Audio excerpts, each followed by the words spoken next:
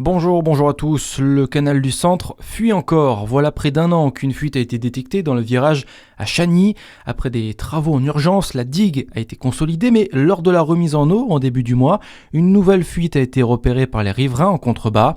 Un expert est attendu sur place. Voies navigables de France a été alertée et la remise en eau a été stoppée. Le canal reste ouvert à la navigation pour les bateaux avec un faible tirant d'eau. Il y a eu près de 2 fois plus d'accidents sur les routes du Jura. Le préfet annonce durcir les sanctions en cas d'infraction liée à la consommation d'alcool ou de drogue au volant. Depuis le 2 avril dernier, le nouveau barème est entré en vigueur. En cas de contrôle positif aux stupéfiants, le permis sera suspendu 7 mois au lieu de 6. Le téléphone au volant sera sanctionné de 3 mois de suspension. En cas de refus de se soumettre à un dépistage d'alcoolémie, le permis sera retiré 9 mois au lieu de 6. L'enquête vient de commencer à Savigny-les-Beaunes. Il s'agit d'éclaircir des zones d'ombre après la mort d'un cycliste ce jeudi dans la zone industrielle. Le corps a été retrouvé inanimé vers 6h45. La route a été rapidement barrée par les gendarmes. La roue de vélo de la victime, suffisamment abîmée, laisse penser à un accident avec un autre véhicule selon le procureur de la République. Toutes les hypothèses restent encore sur la table. Dans l'actualité aussi, Téhéran et Washington autour de la table pour des pourparlers directs à Islamabad. 3 jours après l'entrée en vigueur du très fragile cessez-le-feu, les États-Unis et l'Iran entament des négociations sous la médiation du Pakistan. Les Iraniens ont mis la pression ce matin, ils ne participeront pas aux discussions sans un cessez-le-feu sur tous les fronts, y compris au Liban.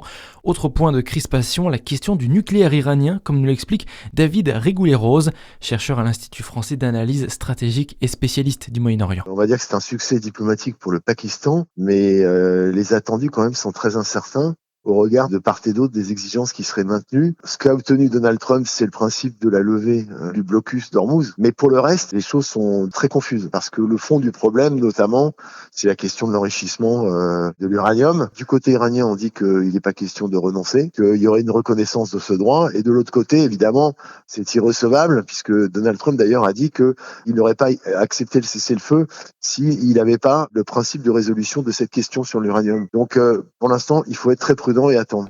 Le ministre libanais de la Culture a confirmé ce matin que des négociations en vue d'un cessez-le-feu auront lieu la semaine prochaine à Washington entre le Liban et Israël. Sébastien Lecornu, lui, s'exprimera ce soir à 18h pour tirer les leçons de la crise énergétique selon Matignon. Les prix des carburants doivent commencer à baisser dès aujourd'hui dans les plus grosses stations-service. On ne reviendra pas au prix d'avant-guerre, prévient de son côté Michel-Édouard Leclerc, invité ce matin sur BFM TV. Et puis on termine avec un mot de sport et de handball. Besançon veut rester dans la course au play-off. Le Grand Besançon d'Ou handball reçoit Valence pour la 25e journée de Pro League ce soir, coup d'envoi à 20h30. Le GBDH 10e, Valence 6e. Voilà pour l'actu, à suivre votre météo sur Fréquence Plus.